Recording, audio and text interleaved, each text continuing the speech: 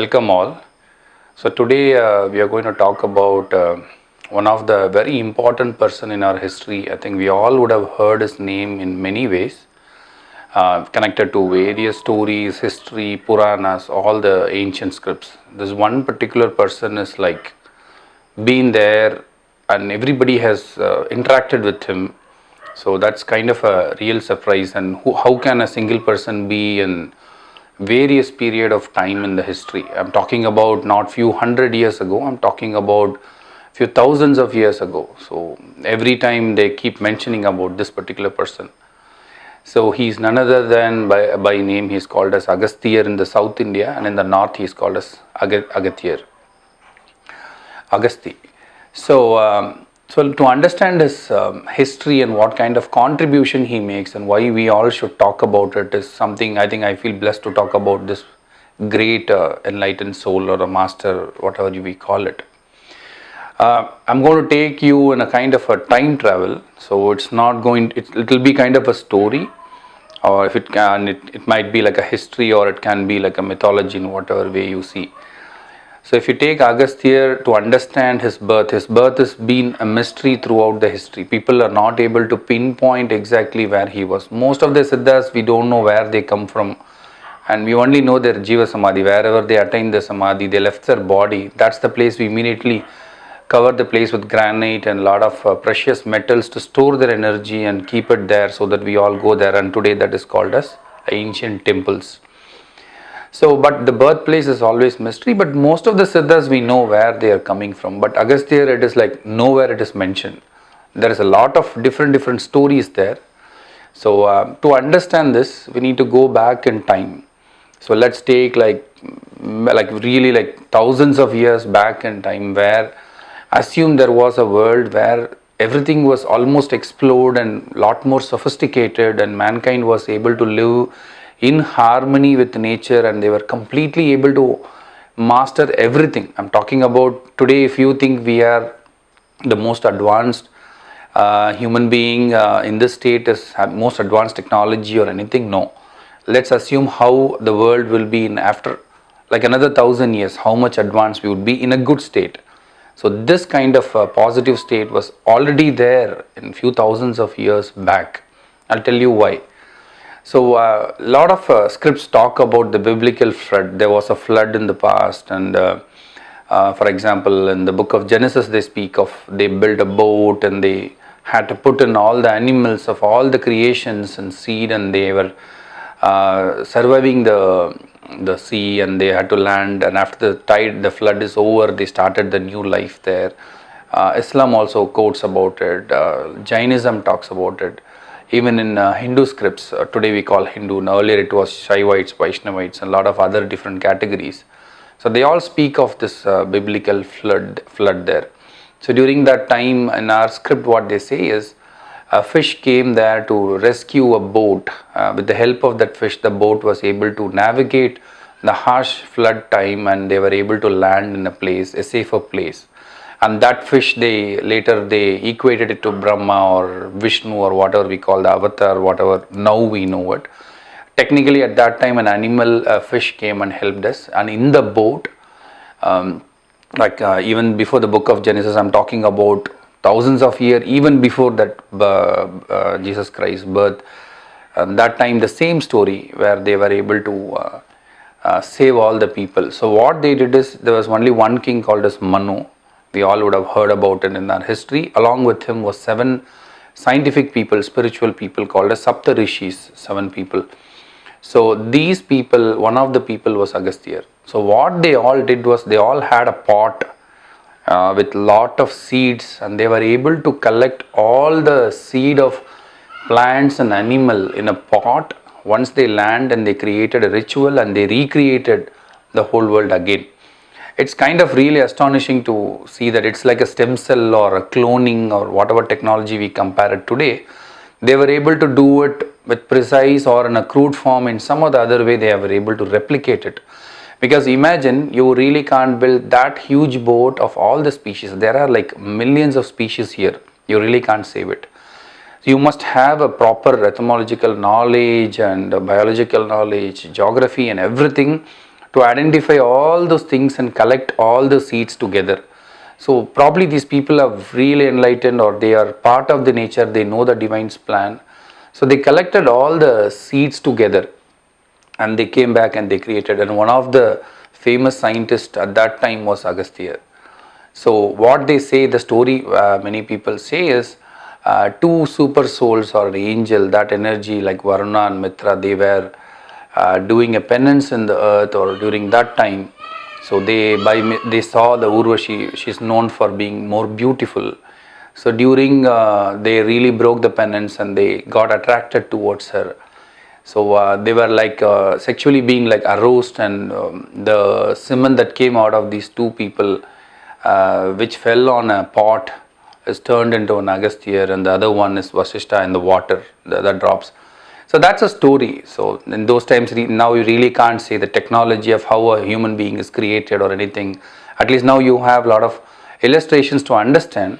But in those times, they have to tell a story like this. It sounds a little bit odd and weird, but if you actually look at it from a very different shade of light, you will know that they might had the technology of understanding the knowledge of a seed from a human being, and they were able to recreate a human being of a perfect health condition or anything of an ideal desire, like a test tube baby, what you call it. So he has come from a pot. So that's what they say even in Mahabharata, that 100 kids were not literally 100 kids, it was kind of a cloning or a test tube baby they created with 100 pots of ghee. They were able to store it and they created the 100 kids. So that's how they talk about. So probably we had that knowledge in the past, and that's how maybe Agathiyar was the master in it. That's how he himself was being created.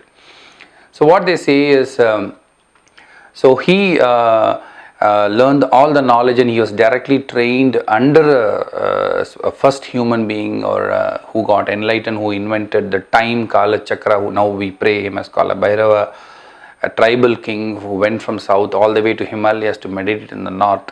So that's why in all this script, if you look at it, Agathiyar will always start with, I am the son of Shiva, or my guru is him. All the Siddhas will always give credit to the ultimate creator. They really don't care about their author or credit or patent rights or nothing. They write all the good things and they'll just donate it to their creator, and they'll say it's all belongs to him, I am nothing. So that's, they must be in that great, that kind of gratitude they had in their heart. So that's why it's always Shiva. And there is another story which says that he came down south when Shiva was getting married, and he wanted to balance the earth, and he came all the way down south to Podige Hill in the South India near Tirunelveli, Kerala border. So but actually, if you look at it from again a different shade of light, probably all the people who are serious spiritualists went all the way to north, and he came and down to establish the righteous practice and religious practice to bring peace in mankind. So that's why he might have come and taught people. That would have been the actual reasons. And if you take, and he also created, so he wanted to create a woman to create his lineage, to perform his duty. What he did was he collected all the key beautiful things or harmonious things from flowers and various plants and animals, and he created a kind of an egg. And during that time, a king was not having children, and they were like really, all these Siddhas were like scientists. If they see them, they will ask for a vision because they know all the solution. Probably they will grant the wish, or even their thoughts would help them, or just seeing them would help them. Their blessings would count.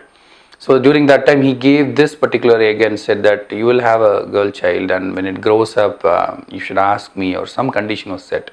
So when the girl grows up in the castle, and when she attains the puberty and the king wants to marry him, that's when Agathiyar steps in and said, that's my creation, so obviously I'm going to go ahead and marry her. So they that became a divine couple, and there's a lot of at least 7 to 8 versions of story I heard about husband and wife, about Agastya and Lokamudra, but that's not our focus. But they have their own lineage. So this person has been there for like any script you take, he's there. His name is there. He has done something, some miracle is done. So he is known for his contribution. To specifically mention, he has wrote treatises about Kaya Kalpa, the anti-aging technology, medicines, what we talk about today. So that he has wrote about it. He wrote about a lot of medicinal things, books about it. He's the father of Tamil language, what people say in the south. He created the grammar book called as Agam, and he wrote a lot of he has learned the martial art techniques and the Varma points. Varma is like even more advanced science, where with through touch and just manipulating the vayus in our body, they disable the people in the battlefield, or a quick recovery or anything. That's a very advanced medical practice, which we all forget. Now all we know is from the movie, you touch a point, a person get disabled, or it can kill him, or it can cure some sprains in the body. It is far more beyond than that. So touching certain points would raise Kundalini, certain points would take you to Ashtama Siddhi. So many things can be done by just knowing the touch. It's just that we don't know which point it is. That's it. We would have been touching the body daily on the same position, but we don't know which exact point it is. If you meet a Varma Asan, they'll just at a certain point you will really feel a pain. And when you touch it, you will not feel anything. So that's a kind of a knowledge. So he has mentioned that he has learnt it from a person, Kartikeya or Muruga. Again, we will talk about a dedicated video about Shiva and Muruga, the historical people of it. So he has learnt it. So why do all these Siddhas learn this martial arts and other things? It's very simple. They wanted to keep their body fit, fighting fit or battle fit. Even all the Shaolins, monks, they all do this martial arts because they want to be in fit. It's not to harm anyone. It's more about keeping their body, mind, and being in control. That's why martial art is so important, even for spiritual practice. It's a part of it. So they do it in a very powerful state of mind. So that is kind of a short history what he has done so far. In fact, if you look at it, the knowledge what he has shared to us is like, say, now we all know the creation comes from a seed a male has contributed in a female's body, where they have the other part of the puzzle and they connect it, and that's how the creation happens.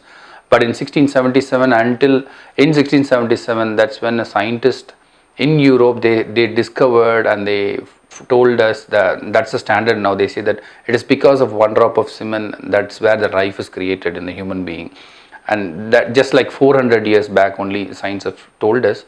But imagine thousands of years ahead, this guy has already written about it, the structure of it, the speed of it, the way it travels, how it forms, how a baby is created, what kind of characters it would have. They've really gone to an ultimate level of creation. Maybe a creator would know it. So that's why they even say Agathiyar has helped not only human beings, animals and plants, he also helped the divine gods, or whatever we call it as energies. He literally knows how to travel between the time.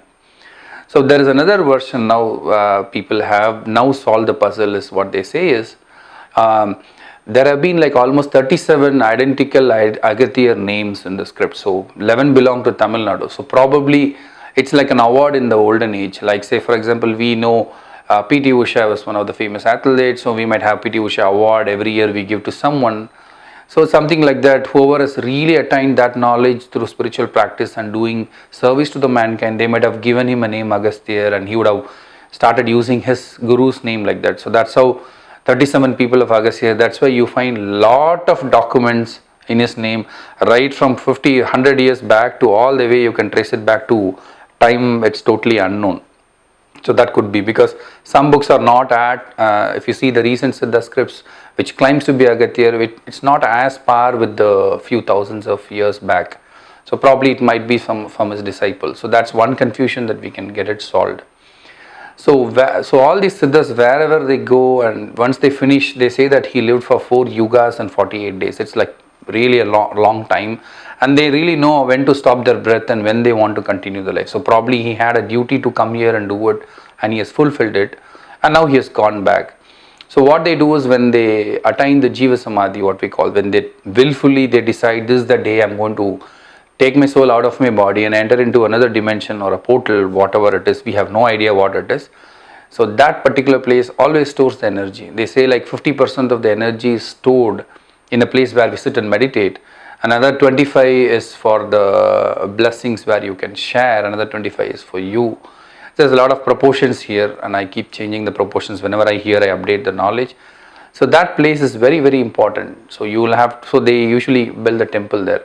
So this Jiva Samadhi is again lot of controversies. Many people say that It's in Karnataka in Bellary district, some say it's in UP, or some say it's near Godavari basin. So a lot of other places, even in Kumbakonam, there is a Kumbheshwara temple where they say that's Agathiyar Samadhi. Even I have been there, I've been able to meditate, and they say, but some historians say that's Kumbhamuni's Samadhi, it's not Agathiyar. So we really don't know until we open it. We even don't know what his DNA is to make that analysis, and government is not going to allow us to do it anyway. But most of the scripts they say is in Trivandrum in Ananthasayana.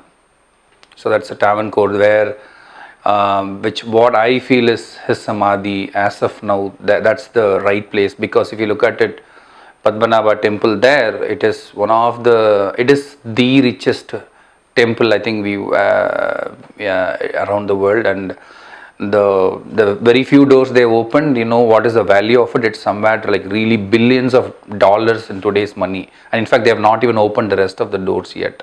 So we don't know what, and it's so much of wealth and knowledge is being stored in that place. So definitely it must be a Siddha Samadhi, and if you actually look at the Vishnu's statue there, he will be having one hand over Shivalinga, and they say that Shivalinga is nothing but Siddha Samadhi, because all the Siddha Samadhis, they will not have their photo or a portrait or a statue.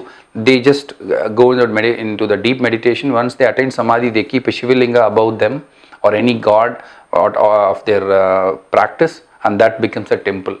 So they say that's where he is still there, and I've not been to the temple. Definitely when I go, I'm going to really explore that area and see what information I can share. But I just wanted to create a pointer and talk about this enlighten the source of all this Siddha, all the spiritual practices Agasthyar. And I think I'm going to give it I'm going to leave it as open-ended, so that I wanted you all to explore and share your knowledge, and we can discuss more about this enlightened soul. So, and they say consciously is still available if you practice any Gurukul system or any Tantric tradition. There are certain mantras where you can actually reach him. For normal people who are not able to access this particular thing, you can just sit and just chant his name from a deeper state of mind. You will definitely reach to a conscious state where you might get messages, or you might meet him, or it can be some psychic experience. I would definitely encourage you everyone to try it. I have tried it, so I know what kind of changes it brings in you. That's one thing. And to conclude, I would like to share some of the eminent disciples he had. So number one is Thiruvalluvar. So it's like really for South India, Tamil Nadu, I think he has wrote about everything in his few thousands of lines. Name anything, he has given advice in that. And the second one is Bogar Siddhar. It is a Parani temple who built it, and he's actually a Chinese called as Boyang. And Macha Muni and Babaji Mavtar in the north is very famous, and he's also a disciple of Agastya. They still say in Podigai Hill, if you really go there, you can have his blessings there. I've not been there. It's like almost 1.5 days trekking. You'll have to go from Podigai Hill's base, from Papanasam, you will have to travel all the way. So that's where they say he was establishing there, where they set up a school of ancient Navadanga Siddhas. That's a school of Siddhas in the ancient times they were established. So with this, I would like to end this video about dedicating it to Sage Agasthyar, and definitely do share your information, what you know about this great person, and I'll talk about another enlightened people sometimes in future. Thank you, and see you in the next video.